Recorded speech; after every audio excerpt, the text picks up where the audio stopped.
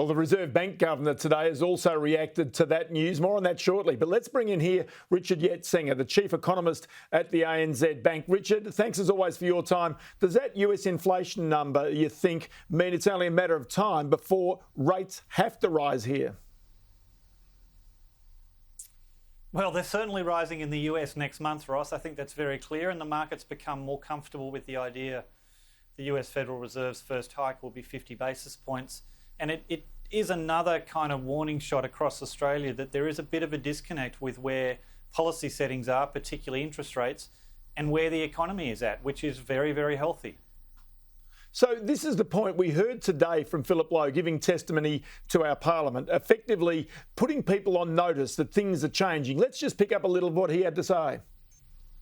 It's entirely possible, though, that countries with higher inflation rates will need a bigger adjustment in interest rates than currently anticipated. And if so, this could result in an abrupt adjustment in financial conditions around the world, including here in Australia. So, Richard, it's interesting there, the language. A week ago, it was plausible in a scenario that rates might rise earlier than anticipated. Now it's possible. So, again, this is almost amping up the prospects of rates rising sooner rather than later. Look, presumably the next word is probable, Ross, I would suspect, because the news is heading that way. And it's interesting, you know, the governor's comments there talking about the US and the possible impact of inflation surprises in the US and how tightening would transmit to Australia. Of course, the Reserve Bank just revised up its own inflation forecast for the middle of this year by a full percent. If we get another inflation surprise in next quarter's number, you'd argue Australia might be one of those countries where monetary policy has to catch up by moving much more quickly than is normal. Yeah, and he did say there could be consequences of this. Let's again pick up Philip Lowe giving his testimony today. The sharp pickup in inflation in parts of the world, especially in the United States, has come as a surprise, and it's an additional source of uncertainty about the outlook. And Richard, that's probably the worst case scenario, that if inflation gets out of control, that there have to be, consequential interest rate rises to quell it. And of course, that's ultimately that one last interest rate rise we've always known from the history of inflation is the one that really can send markets toppling. So this is really, if you like, a significant balancing act that central banks, including Australia's Reserve Bank, have got to undertake now. Look, I think this phase, to be honest, Ross, was always coming. There's a very interesting quote from a previous governor of the Reserve Bank a couple of decades ago in Australia, where he said, look, if the policy settings that are appropriate at the depths of the downturn are maintained too far into the recovery, almost by definition, when you start to move, you're going to have to move much more quickly with a degree of aggressiveness, and then there are risks the other side. The Reserve Bank has adopted a modus operandi this cycle where I think they're going to have a period where it feels a little bit uncomfortable, and that's not far away.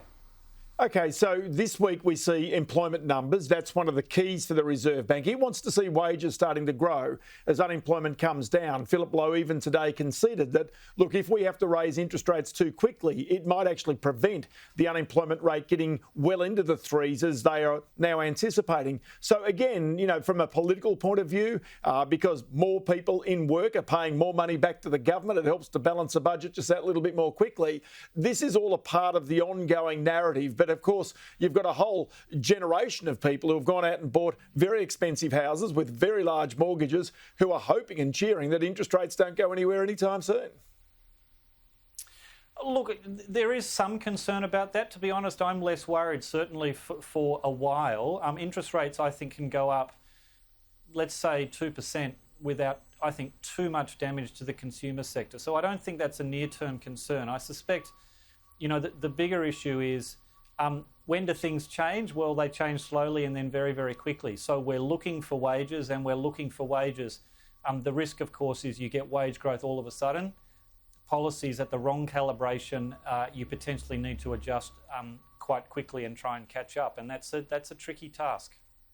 And if you've got a fast-growing economy, this is the argument, and also you've got some inflation, It is the answer to actually, if you like, quell that enormous amount of government debt that governments have taken on, that they've borrowed to overcome the recessions caused by the coronavirus. So in many ways, the inflation, to a certain extent, plays into their hands because it does really help their budget position. It makes it look a bit easier. People with debt clearly have it diminished if the inflation is there. There's no question. I think there are a lot of sectors of the economy that do, the long-term numbers look a bit better with a bit of inflation. By the same token, let's see where interest rates settle. I mean, we think interest rates in this tightening cycle might get as high, or certainly by the end of next year, our forecasts have interest rates back to 2% and potentially higher after that. If they're higher for longer, that will probably be the dominant impact on the government's debt servicing rather than what happens to inflation. So just a very quick one here because I've got to go, but you're saying between now and the end of next year, 2023, if it is in 0.25% increments, 7 interest rate rises potentially to head off this inflation? Look, I think so. And Ross, I don't think that heads off inflation. I think that gets us back close to somewhere where policy probably should be. In a normal cycle, the Reserve Bank would have tightened well before we've seen now. Our forecast is not for a tightening until August. If you believe the Governor's view, although as you suggested it's shifting, it's not until next year. It just seems to me the longer you wait, once you start, the faster you'll have to move. Tell you what, it's going to be interesting to watch this. We'll no doubt be in touch very shortly to keep across all of that. Richard Yetsenga, Chief Economist at the ANZ Bank. As always, great to have you on the program.